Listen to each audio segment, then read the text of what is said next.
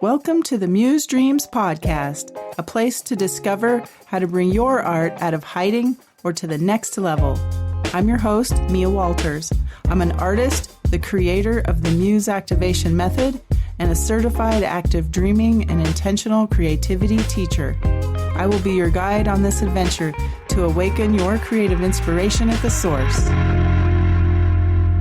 Welcome back. I have a very special guest today, a friend and a fellow dream teacher, Cheryl Grant. Cheryl is a depth-oriented psychotherapist and dream work guide who helps people reconnect with the inner intelligence of their dreams and subconscious. Cheryl is a registered social worker whose approach blends trauma-informed therapy, depth psychology, and symbolic exploration. She works with dreams as meaningful communications from the psyche and teaches that we don't stop dreaming. We simply stop remembering. And that dream recall returns when we turn towards our dreams with curiosity and care. She's especially passionate about the unseen wisdom and creative guidance that emerge through dreams and synchronicities, and how engaging that inner language helps us live more meaningful and authentic lives. Welcome, Cheryl.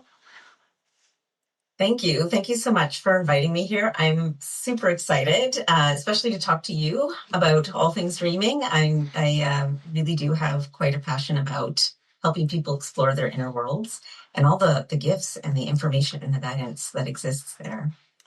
Yeah, one of my favorite topics too, as you can tell by the name Muse Dreams, and just kind of how our dreams can really help us so much with healing, with our creativity.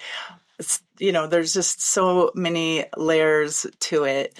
I was just going to ask you a little bit about your work with dreams and, how that informs, the care that you give people and, how you work with metaphors in your own life and, with dreams and symbolism in your work as well. Yeah, there's a sort of a couple layers to that.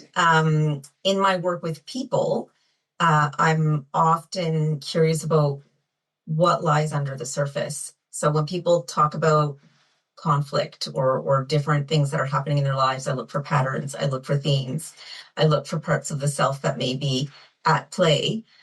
What I'm finding since I started introducing the idea of let's talk about what's going on in your dream world, in your dream space, that there's an extra piece of information that is necessary for what's going on. A lot of times people are so disconnected from their deeper feelings and from maybe their boss reminds them of their mom or something like that.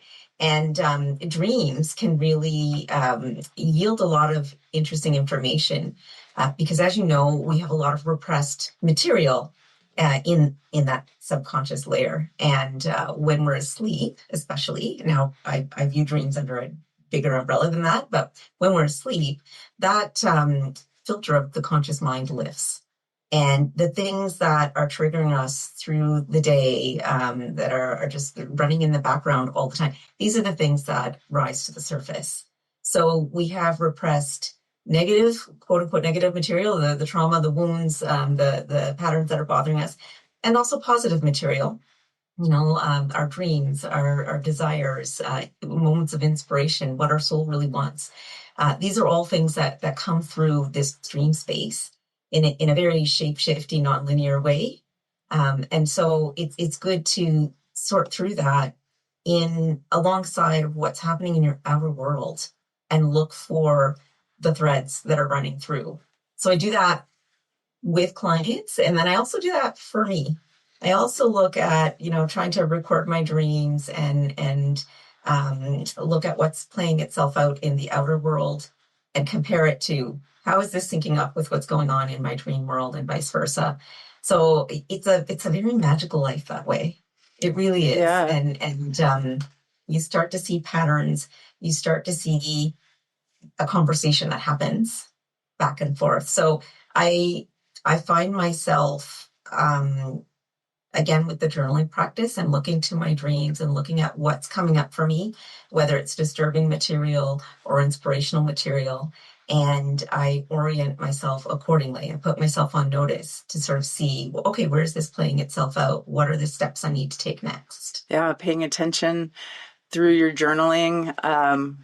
Do you have any like particular powerful like symbolic dreams that have helped guide you, or like reoccurring symbols that you've noticed with kind of tracking everything?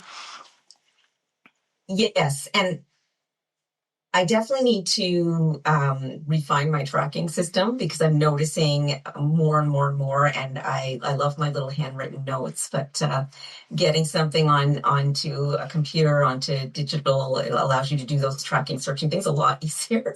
Yeah. But in terms of the dreams that kind of make me pay attention, I really pay attention when animals show up because they just carry a certain energy and presence. So I've had some really amazing experiences with owls, either embedded deep, deep, deep within a dream, and they're in the middle of a cityscape, but it looks like, just this sort of piece of nature with bare branch trees filled and filled and filled with owls. And it was just so magical, and there was a deep peace there. So I took that as confirmation of sort of the spiritual path and the dream work and the pieces that owl represents to me there. And I've had a few interactions with owl that feel very real, Mm. very, the senses are there. I'm touching the owl. It's playing with my hair. Really cool stuff. Oh, wow. Yeah. So absolutely. And then just the other track with animals and recurring dreams is I'm noticing more and more that cats are just coming out of the woodwork in my dreams. They show up wherever and whenever they want. I have had a lot of dreams where cats are traveling through the vents in walls, so they're able to come into any room. And Okay. so yeah, it's really, really neat. So it keeps popping up in different ways. And that's And recently or like over the absolutely. course of, okay. Yeah. I didn't know if that was like a reoccurring theme for like years or was that more recent? Yes. So the cats in vents have been maybe the last 5 years or so. Mm. And then other times have been sort of cats maybe in my childhood home or in my childhood building or a room I've forgotten. Like there's different pieces there. Or I'm afraid my cat is out of the house and running around, and I'm afraid that I'm going to lose it. So there's all these different things, but more and more what seems to be happening is they're just showing up in these mysterious ways and doing whatever they want to do and running through the dreams. So now I'm feeling invited to really start looking and tracking, how are they showing up, what's happening in my life at the time they're showing up. What is the larger message underneath the surface for me with respect to the cats in the dreams? Yeah. And what do you feel the like symbolic message of an owl in your dream and a cat in your dream mean? Is that something like personal or do you use like archetypal meanings when you're looking at it? I blend both. Yeah. So what I do is I don't necessarily Google cat dreams because that's a very very sort of one way definition of what your Hmm. dream means. But I do look up sort of characteristics, traits, habits, stories of cats, like just different pieces like that to help me remember cat energy and sort of that archetypal meaning for cat. And I check for resonance because I also want to see and include what cat means to me personally. Hmm. So there's a bit of a dovetail between the personal version of cat for me, what cat means to me, and also that archetypal energy of cat. Because I want to be aware of what I want to see and what I don't want to see. And interesting enough, cat and owl are both about being able to see in the dark as one aspect of the energy they carry. See that it's being able to see the unseen, which is really cool when you think Yeah. about it in the context of dream work. Like nocturnal, would that be being comfortable with the unknown or? Yeah. literally seeing in the dark. I feel for me, I have this whole thing. I have a bit of a block around the psychic sort of gateway. Mm, And it's encouraging that they show up and invite me to become more comfortable with delving into the dream work, delving into the psyche, trusting that what I'm seeing, if it's transpersonal, means yeah, something. It's valid. It's not something to be dismissed or, you know, yeah. explained away. Whenever I dream of cats, they're typically large cats. Like I have, and they're lurking a lot of times, or sometimes it'll be like a spirit animal that I see in like journeys and different types of dreaming, active dreaming, as we like to call it. And when that particular cat shows up, I don't have fear. It's like an ally, but there's oftentimes, other large cats where it's like, is it a warning of danger or is it me? I don't know. I look at it like, what is that trying to tell me? With the feelings, I always like write down the feelings and things like that so I can remember, okay, what was happening in my life during that time and that kind of thing. So, Yeah, and it makes sense to work within the context of, what type of cat, what feeling am I getting? Like you said, you could have two large cats in the same dream, one bringing a sense of foreboding and one bringing a sense of safety. hmm, And so you can play with what that means and what's being reflected back to you. yeah. I've heard, and I don't know if you believe this or agree, that actual cats are kind of like astral travelers and they can maybe have their dreaming bodies come into the actual dream, like meet your astral body or dreaming body in that realm. Do you have any thoughts on that? Or Well, it's what do you? neat that when you say that, it makes me think of what I just talked about with the cats in vents and just showing up Mm-hmm. wherever they want to and kind of using these portals to just materialize in whatever room. So it's kind of a neat thing. And I do think that cats, yeah, I think there's a lot of mystery and magic to cats. Yeah, And me too. absolutely. Me too.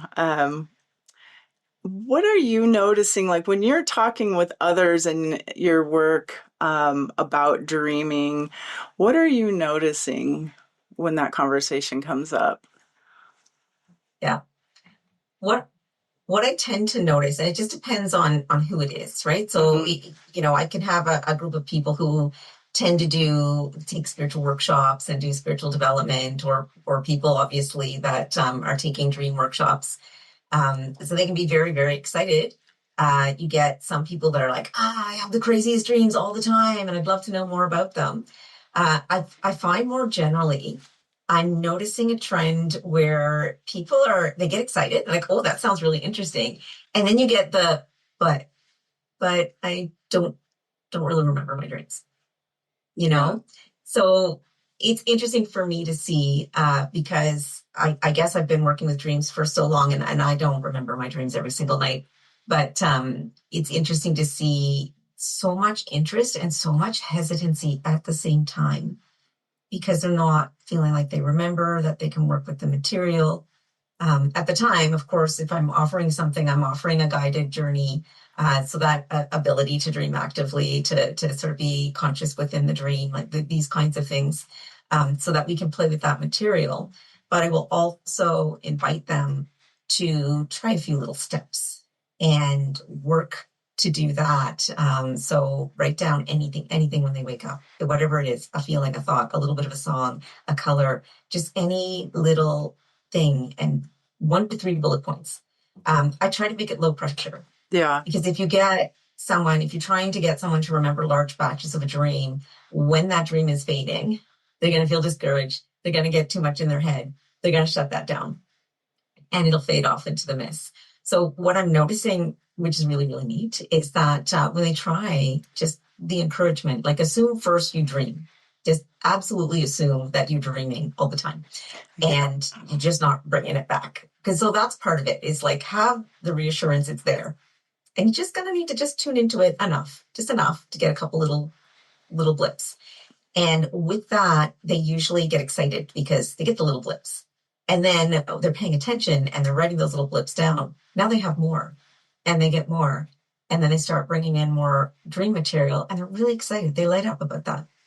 Yeah. So I love Sometimes, that. yeah, sometimes a Yeah. fragment, even if writing it down can later trigger the whole dream. Like I remember Yes. writing a fragment of a dream about the Statue of Liberty. I was like, oh.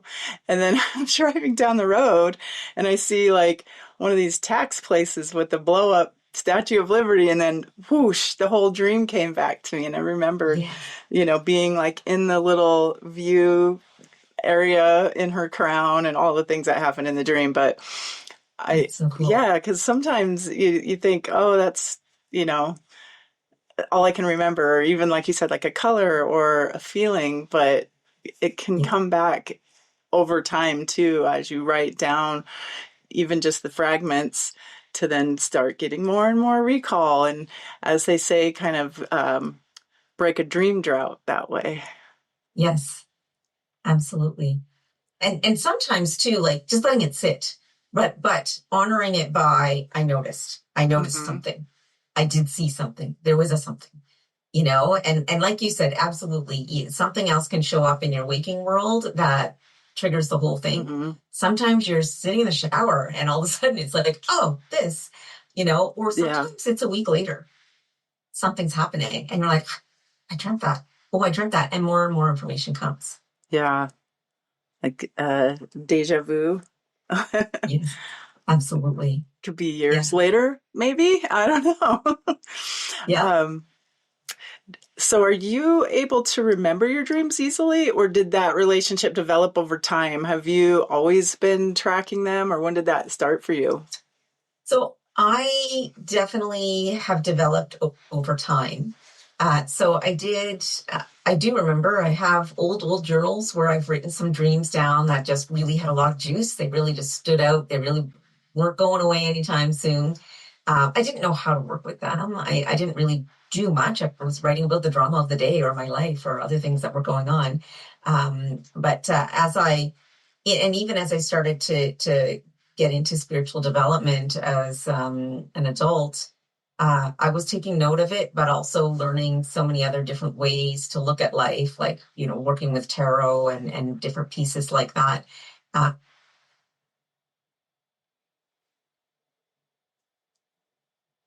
I don't think I hear her. Can you hear me? The sound, the sound just had a little glitch. oh, Okay, there you go. You're okay, you can hear back. me now? Okay. Yeah. Okay. So Sorry let's see if about I can that. remember what I was saying. It's It might be okay. my internet connection. Yeah. Yeah. So, okay, let's see. Where was I? What was I talking about? Yeah, just how your relationship with kind Oh, of developing over time with your dreams and you working with them and yeah. your spirituality. That's it. And so yeah, as I was saying, as a child, I did have dreams, and as a teenager, I guess, when I started journaling, I would write some of those down that had juice that kind of startled me, or that, but I didn't know what to do with them. And of course, there's the drama of life and growing up and all the feelings. So I was really focused on that. As I move into adulthood, again, I'm noticing and documenting within my journaling the odd dream, but I still didn't know about navigating with them. I still didn't know about, just working with them on a regular basis. So even as I was deepening my spiritual development path, I again was looking at different pockets of spiritual development. So it wasn't until I came across Robert Moss and his School of Active Dreaming that I was really hooked. And there had been a couple of Same. synchronicities and a couple of dreams that brought me there. As most of us have some form of synchronicity or some form of dream or Hmm. somebody that brings us there. And that's when the gates really, really, really opened. And I started to, obviously with my counseling work and my spiritual development work and now this piece with the School of Active Dreaming, I started to really pay attention and document and, take the action steps and look for the signs and synchronicities and really learn about that dialogue between the inner world and the outer world, which is what really gets me excited. Yeah. How do you work with like archetypal symbolism with like, I know you work with tarot with that. Mhm. I mean, Yeah, obviously there's the, the kind of the larger dream symbolism archetypes that can come into our dreams, but I know you specifically work with tarot, and I'm very fascinated with like oracle cards. I just recently created an oracle deck, it's and so have, exciting. yeah, and I've been like kind of studying tarot too, but more from the psychological perspective and like an alchemical, Mm.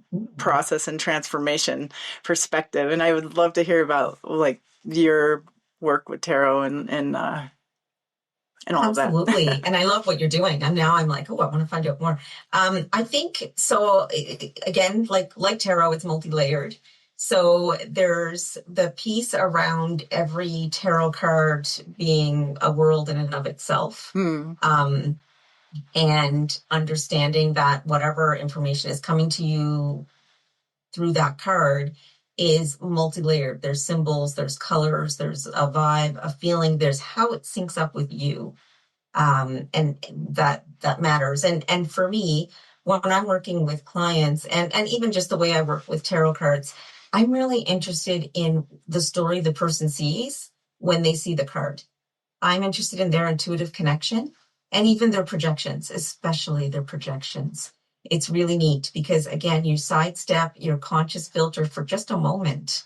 And Hmm. you're like, that guy looks really mad, or that guy thinks this, or that, whatever. Yeah. And it's great. It's great because then you get to work with that. Same with the dream, you know.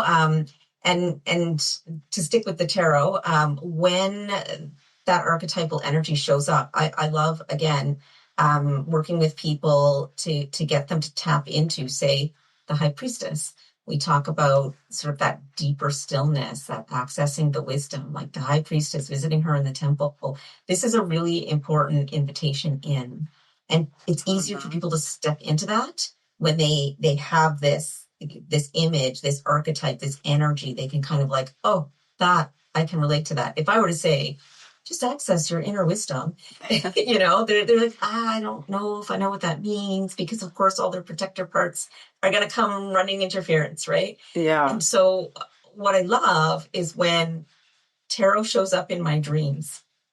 And I've had it show up in a couple of neat ways, sneaky ways, I think. I had this one dream, which was really, really neat, where I'm at my childhood building.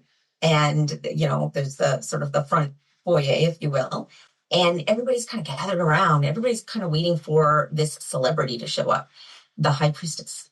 Ooh. And so I'm like, oh, I want to see the high priestess too. So I'm waiting, right? And this light blue car shows up. And as we know, anyone who's familiar with the Rider-Waite-Smith deck, there's a lot of blues going on, a lot of light blue. So that shade of blue shows up, and I think there's even like HP on the, hubcaps or whatever. And out comes this assistant she has, right? So I'm Mm. still waiting for the high priestess, and then the rest of the dream unfolds where I'm with the assistant, and he's so nice, and he's opening doors, and he's doing these different things, and people come and go. And towards the end of the dream, I'm like, I never saw her. Like, did I miss her? Did she already go in the building? And it was just really neat because I realized at some point there was that knowingness in the dream, and it was like, oh, she's me. It was me. I was waiting for me to arrive as the high priestess and move into that childhood building that symbolizes a lot subconsciously. And there's a lot of healing that can happen with those two combined. So it was just a really cool dream because it was a sneaky one, and I Yeah. love that. Um, and, Yeah. and I've had another really, really cool one and I love the ones you can't possibly make up. These are great, right? Yes. So I'm with my spiritual teacher, and she's showing me different versions of tarot cards, and I'm being taught. And then suddenly, in my mind's eye frame, so taking up the entire frame, is this square card coming closer and closer and closer and closer to me. and it's not one I've ever seen before. And it's got kind of like a black background, some buildings, one on either side. It's got me in the middle, and it's got like this expanse of red cloth, I suppose, sort of waves of it at the bottom. And I'm in my arms, I have all this money. Okay. And the top of the card, because it has a white border, the top of the card in black type font, the same type font as the Rider-Waite, it says renewal. And I thought it was the coolest thing ever, because I'm being shown a new card, you know? Yeah. So I it was mean, very inspiring. yeah, I was just going to say that has so many layers to it. Like you could probably work with that dream for a while with, Yeah. action plans and going back into the dream, all of those types of things. Yeah, that obviously as an artist, I hear that and I'm like, the first thing I'm like, oh, I want to paint that. Like, you Yes. know, And so feel free. I what I did, thank and you. I'm glad you brought that up, because I was just thinking of a whole other piece around those action steps and how they can be very helpful in bringing out other information. Because Hmm. I did draw it, and then I Oh, drew it a nice. couple times, and I found that when I wanted to draw it again, I wanted to put a moon there. And then Mm. I wanted a little tarot deck at the bottom, and a journal, a dream journal. So it was kind of neat that it wasn't conscious me. It was an idea that came up as I was drawing it, that it was like, oh, that belongs there, you know. And much like whenever we bring back a lot of dream material, we're not necessarily bringing back every single thing in our dream. So sometimes as we're drawing out a scene or an image, we get some other pieces of information. Your conscious brain is going to say, oh, that didn't happen in the dream. Write it anyway, Yeah. because it may well have, or it's extra Mhm. information coming to you at the time that you're creating it and honoring it. Yeah. I work with people where we do active dreaming sessions and we bring back those symbols to put into the painting. That's exactly kind of how Mhm. we source some of the material for the painting. So that just really aligns with like inspiring creativity through dreams. Um, Now, tell me just a little bit. I'm very curious about your upcoming course and how you work with dreams with that, and would love to Yeah. hear a little bit more about that. Absolutely. So it's called Engaging the Dream, and my Instagram handle is Engaging the Dream. And I picked Engaging the Dream because I really honor and feel passionate about the weaving and the noticing and the honoring of the dialogue between the information and guidance you're receiving in your dreaming world and the information and the guidance you're receiving in your waking world. So, level one is introducing us and awakening the inner listener. We're going to talk about dreams. We're going to get our feet wet. We're going to share the types of things that are coming up in our sleeping dreams or waking dreams. So there's a very introductory piece in the beginning, the first sort of class, and then we get deeper into like how to work with our dreams. And it's a cumulative piece.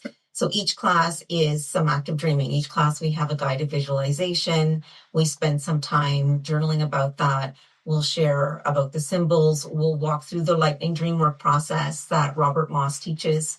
So we very much share in a circle, in the sense of hearing each person's visualization or dream, and then sharing if it were my dream. So and it's not about, I think your dream means this. It's about me with my history, my family of origin, my wounds, my gifts, my dreams and desires. If I had this dream and woke up with this dream, this is what it would mean for me. And it's beautiful, the type of synchronicity that runs through each dream share, and the depth of the connections that get made. So each class has a teaching component, has the guided visualization, so that we're honing those dreaming skills. I have dream journal prompts every day that get emailed. So again, people are working with dream material. They're taking action steps. they're recording. So they're bringing back more each time. And then so we talk a little bit more about sort of all of the layers of starting to work with your dreams, so that when you leave the course, you're having a lot more dream material. You know how to work with it. You're looking for how to sync it up, with information you're getting in your waking world. And you may even have a bit of a community of people you want to continue to share your dreams with. That sounds wonderful. Yeah, I think dreams are one of the most underutilized like tools for so much, not only like healing from, any kind of traumas and things like that, but like for creativity, for, finding purpose, for so much. So, and then having that Mhm. container for people to work with that and to learn how to tap into that is just, I feel like such a wonderful offering, to be able to give people and share with them. Thank you. Yeah. I'm just kind of curious too, as you've been, you know, talking a little bit about like waking life and, Mm. hearing, because I think like you do after working with dreams for a while that we're kind of always in a dream in a way. Yeah. You get the waking dream and your sleeping dreams, your active dreams. How do like dreams influence your waking life and that relationship with the waking life and the dreaming? Yeah. I I agree with you. I think the more you work with your dreams, the more you realize there's a very thin veil, if any, between the worlds. What I see is that we're the bridge between the worlds, that the information is coming through in both directions. And the more we work with and act on our dreams, and work with and act on the things that are happening in our daytime lived experience, the more we're pulling that narrative and that dialogue into one reality. So the guidance is all the time. It's again, you're seeing, it's a much more magical life. You're seeing connections, you're seeing a story, you're having a conversation. So I have a conversation, I get busy and distracted like everyone else, and sometimes I forget, and a dream comes and nudges me and reminds me, or some really cool synchronicity kind of pops up, or a sign on a building makes me laugh and brings me back. I will ask a question in my mind and see something on a license plate that will be the answer, and it's just absolutely fun and hilarious. And it's not always fun and games. I mean, you get upsetting material that shows up in both worlds. What I like to do too is, if my conscious mind is getting in the way in a waking world situation, I'm calling it a waking world situation. I start doubting myself. I will stop and think, if this were a dream, if this whole scenario unfolded in a dream, how would I see and interpret this? I would not dismiss it as easily. Yeah, that's a really powerful question. Kind of makes me think about, how dreams have helped me like transform a lot of, things I've dealt with in the past and how I deal in my relationships and Mhm. um, even make decisions and choices moving forward in my life. What kind of like transformations do you see? Like, what do people come to you to help them kind of bridge that dream world, their purpose for wanting to do that? And what kind of like, I guess, transformations are you seeing when people actually, actively engage with their dreams? Some people come to me because they have this recurring dream that just, like, they don't know it. Why is this happening over and over and over again? Or they'll talk about nightmares, or they're just really interested and want to know more. But I find that it's usually a question. There's usually, and I don't understand why this keeps coming up for me. Mm-hmm. And so as we walk through the dream, as we're telling the dream, I'm also getting to understand and ask questions that invite them into a deeper reflection of what's happening in their outer world, what other patterns are going on, where does this sync up with their lived experience. And those aha moments, and they happen in dream share circles too, where someone is sharing a different way to look at it. And then that deeper connection to, oh my God, this is exactly what I had this question and this challenge, and I had no idea that all this dream just kept telling me over and over again what I needed to see. Because you can't change something until you see it. The transformation cannot happen until you become aware, until you bring the light of awareness to it.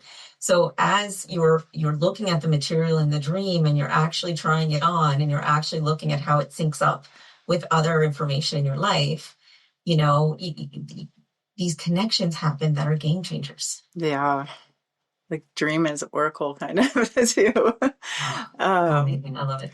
Yeah, it's like you said, one of my favorite topics. I just wanted to, thank you so much for all you're doing to help bring awareness to dreaming.